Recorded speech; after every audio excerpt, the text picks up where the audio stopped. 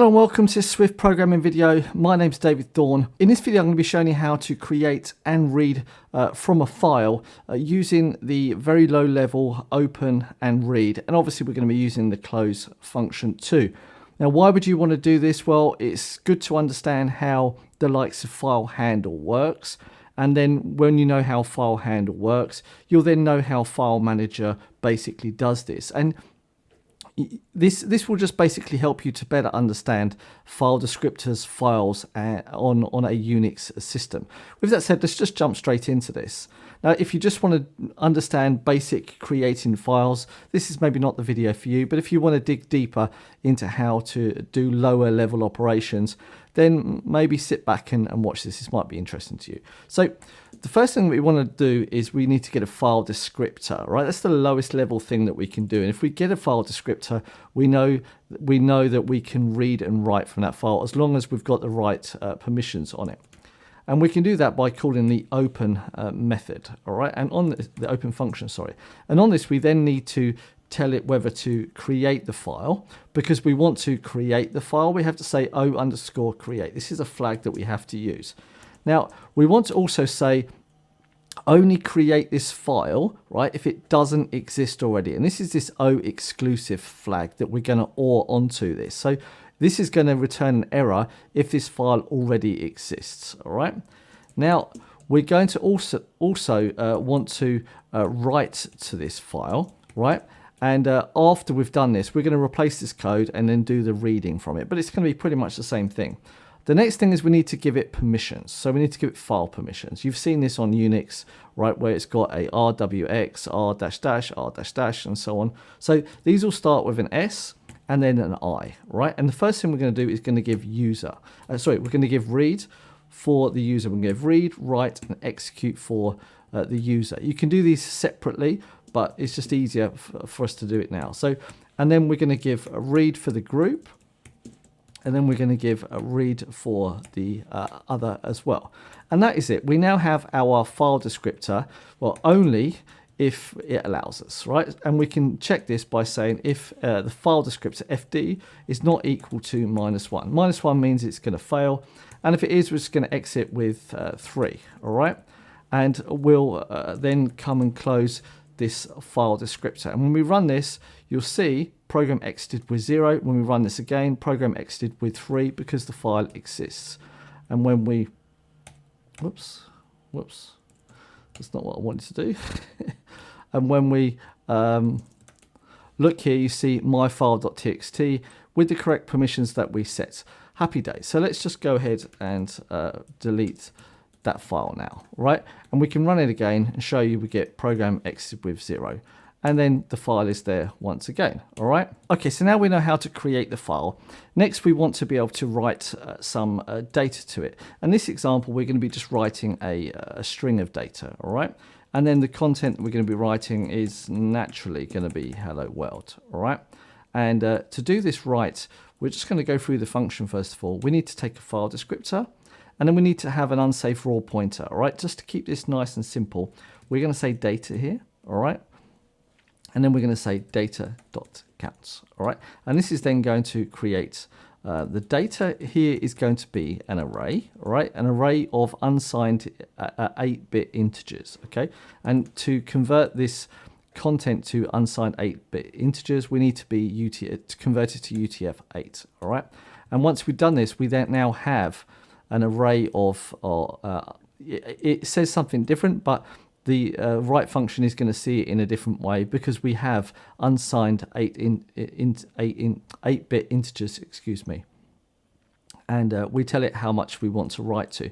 So when we run this one code, we will also receive, if we just say bytes read here is going to be this here. And if we say if bytes written is equal to 0, then we're going to exit 4 here. Otherwise, we're all happy. We don't care about printing out whatever we wrote here. Let's just say this here. And we see a program exited with 0. And we say cat my file. And you can see here, hello world is in the file. So let's remove this one file once again, just to show that everything, hello world again, and we'll write it once again, and we'll run this. And when we cat this out, you can see hello world again. It's all working perfectly fine. So this is how we can create the file and write to the file using the write function. All right. So let's just comment this out. Now that we have the file descriptor, let's actually just blank that out as well.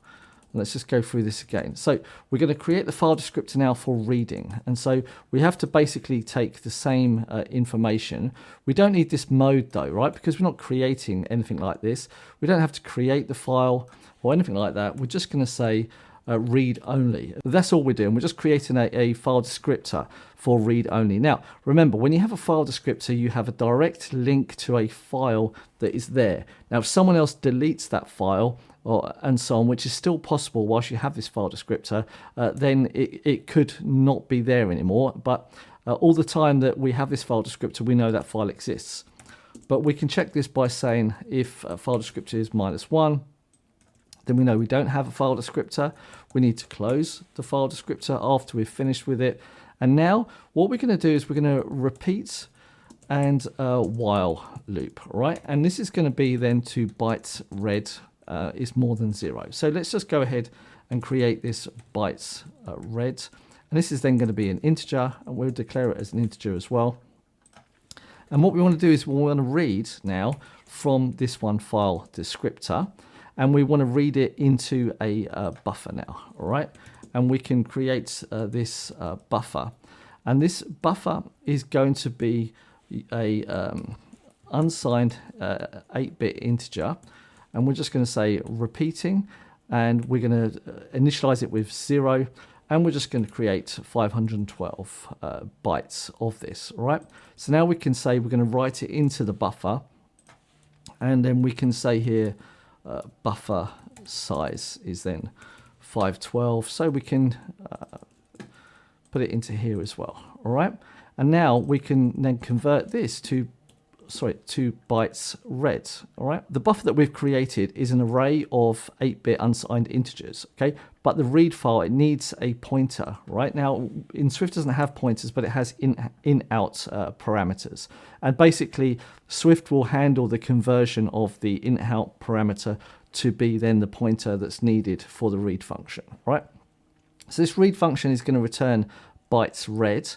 And if bytes read is more than 0, then we're still reading. When it's 0, it's basically the end of the file, all right? So Swift doesn't have this end of the file thing. It's just going to be, it's going to read 0 bytes when it meets end of the file, okay?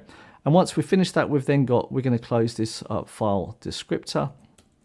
And now we can come down to the end, and we can get the information that we actually read from it. So we can say content.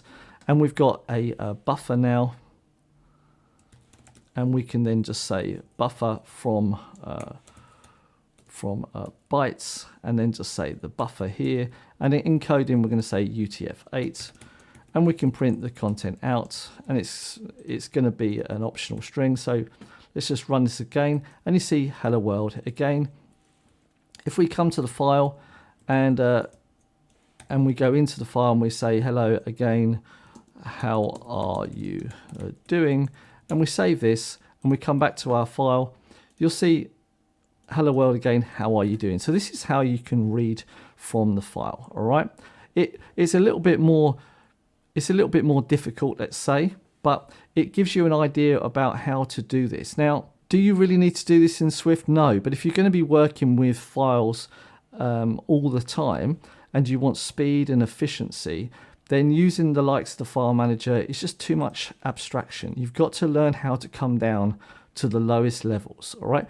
And it's somehow finding a way to, you have to understand it at a lower level, because there's more intricate details that you need to be able to do. Now, you might want to be able to compare the contents of a file, right? Now, if the file is like, say, 5 gigabytes in size, and you let FileManager do it, and you're comparing two files at 5 gigabytes, you've got to load 10 gigabytes into memory.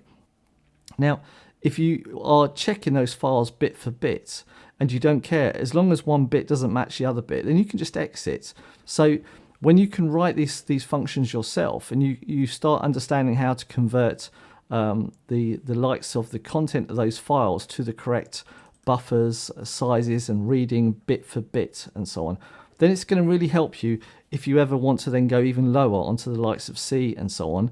If you go to create IoT or anything like that, there you're going to be at a bit level, basically. So with that said, I just think it's very interesting to understand how to do this using the file descriptors. So now that we've done this using file descriptors, we can go up another level, right? And that level we can go to file handle. So let's now create our file descriptor, which we have here already, right? And now we can come to our handle and say file handle. And you can see here file descriptor. And we just initialize it with our file descriptor. And we'll do our checks still that this is then not equal to -1. And we'll just say exit 3. So now we have this handle, right? And this handle, when you look, it has then a read up to counts, read to ends, and so on. So this is then an even easier way for you to be able to read the contents of this one file. Reads data synchronously up to a specified number of bytes. Well, if we just say here 512 again and see what it returns data, all right?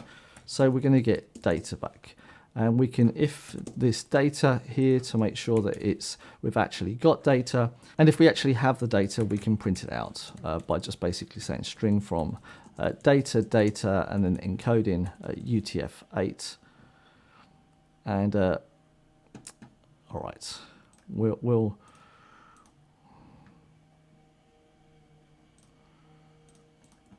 entertain that just for a second, all right? And when we run this, did I press run then? No, I didn't press run then. When I run this, you'll see, hello world, how are you doing, right? But don't forget when you use this to close it as well, all right? And this one throws, it's a little bit of annoying. And when we run this, you'll see it all works perfectly fine. So this is how to use file handle. So you can see that when we were down at the lower level, we didn't have these tries, we didn't have all of this other is available, this, that, and the other, because this stuff is available everywhere, all right? And it's the lowest level that it possibly be. So you know it's always going to be compatible. Now, otherwise you use then the file manager and you step up another level of abstraction. So if we don't want to have all of this if available and this, that, and the other, then my advice would be to use then the open and also then the read, far easier, and abstract it yourself into your own class or something like that. Otherwise, we can have a look here to see what else we have. And you can see down here we've got read data to end of file and read data of length. And it says it's going to be deprecated in a future version. So this is basically saying, hey, please use our more abstracted version. Well, if you're going to use the more abstracted version, you might as well just use FileManager because that's a cleaner way of doing it. So, in my opinion, is that it's way better to write your own code that wraps the open, right, knowing that it won't be deprecated, or it'll only be deprecated when you choose it to be deprecated, right? And if you are a specific version, then you could use the file handle information from Swift. Otherwise, just use the low level because it's doing exactly the same thing, right? As long as you understand how to do it. With that said, I hope that you've got something out this one video. If you did, don't forget to like, subscribe, share. And I do these videos because I try to mirror the stuff that I'm doing at a specific time. And I try and think, okay, which important stuff am I doing right now? Which information could I pass on to other people? And how could it help maybe other people whilst doing it? With that said, if you've got any questions, feedback or concerns, please feel free to start a conversation in the comment section down below. Other than that, thanks very much for watching. My name's David Dawn. Ciao, ciao, and goodbye.